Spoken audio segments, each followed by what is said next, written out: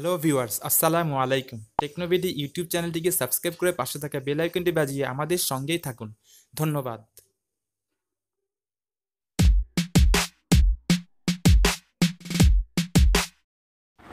Hello viewers, আসসালামু আলাইকুম।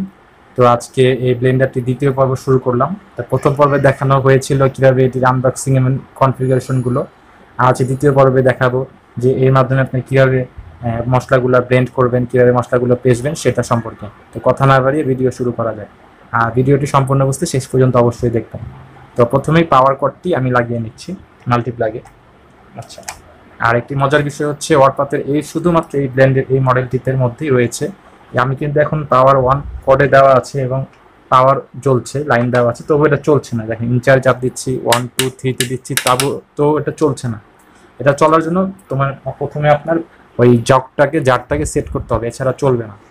তো আমি প্রথমে আপনাদের মাঝারো জগটার মধ্যে ভেজা মশলা, যেমন আমাদের কিছু বাদাম রয়েছে, কিছু বাদাম এবং কিশমিশ রয়েছে, তো এগুলো ব্লেন্ড করে দেখাচ্ছি। তাহলে প্রথমে আমরা জারে দিয়ে দিব আমাদের সম্পূর্ণ জিনিসটাকে জারে দিয়ে দিব। জারটাকে পুরো ভরবো না, আবার একদম খালিও রাখবো না, মানে মোট 2/3 পর্যন্ত ভরবো। একদম অর্ধেকও দিব না, অর্ধেকে কমও দিব না। আচ্ছা, এবার কাজ হচ্ছে মেশিনের মধ্যে এটা বসানো। এখানে যে দুটো ঘাট রয়েছে দেখতে পাচ্ছেন, এই ঘাটের বরাবর বসিয়ে ডানে ঘুরিয়ে দিলে হবে। এবার ঢাকনাটা বন্ধ করে দিব, নাহলে এখন চালু করলে এখানে আপনার স্প্রেড হয়ে যাওয়ার সম্ভাবনা আছে। তো আমি প্রথমে ইনচার দিয়ে 10 সেকেন্ড করে ধরে দেবো, 10 সেকেন্ড করে ধরে ছেড়ে দেবো, 10 সেকেন্ড ব্লেন্ড করে করে পরপর ছেড়ে দেবো।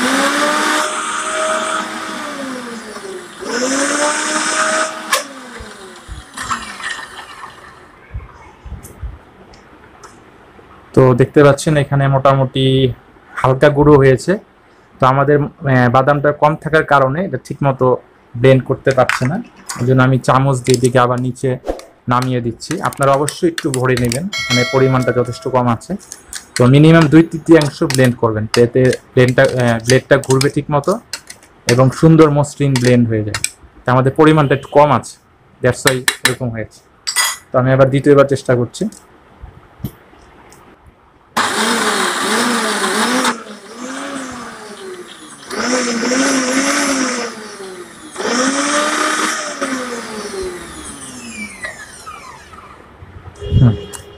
তো মোটামুটি গুঁড়ো হয়েছে, জাস্ট আর একটু মিহি করতে পারবো, কিন্তু আমাদের এখানে কিছু পরিমাণ কম আছে, এই জন্য এটা পুরোপুরি মিহি হয়নি।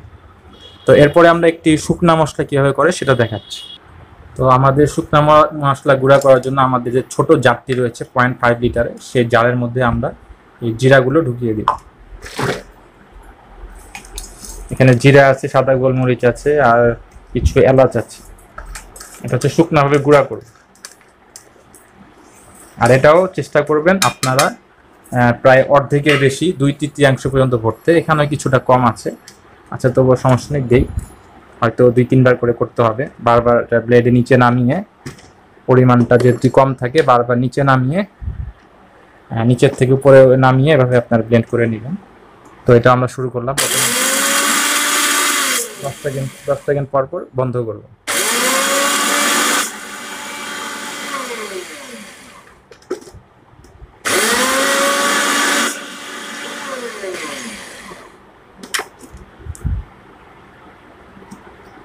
হ্যাঁ, এটা মোটামুটি ভালোই গুঁড়ো হয়েছে, কারণ এখানে পর্যাপ্ত পরিমাণে ছিল, দ্যাটস ওয়াই এটা গুঁড়োটা খুব ইজিলি হয়েছে। তো বেশিক্ষণ লাগে না, আপনার পরিমাণ মতো দিলে। আরেকটা জিনিস খেয়াল রাখবেন, একদম পুরো ভরে দিবেন না, আবার একদম খালিও দিবেন না, অন্তত 2/3 ভরবেন। 3 ভাগের 2 ভাগ ভরবেন, 1 ভাগ খালি রাখবেন, তাহলে সুন্দর ব্লেন্ড হবে। তো এভাবে আপনারা চাইলে মাঝারো জগটির মধ্যে আপনারা চাইলে এটার মধ্যে আদা, রসুন, ভিজা জাতীয় যে কোনো মশলা এবং কি মাংসের কিমাও করতে পারবেন। আর ছোট যে জগটি রয়েছে এটা কিন্তু শুকনা যাবতীয় মশলা, জিরা ফাঁকির থেকে শুরু করে যে কোনো শুকনা মশলা এর মাধ্যমে করতে পারবেন। আর একটা বড় যে জগটা দেওয়া আছে সেটার মধ্যে আপনারা যে কোনো ধরনের জুস করবেন। তো আজকে এই পর্যন্তই। ইনশাআল্লাহ ভিডিওটি যদি ভালো লেগে থাকে তো আমাদের চ্যানেলটি লাইক, কমেন্ট, শেয়ার করে আমাদের সাথে থাকুন। ধন্যবাদ।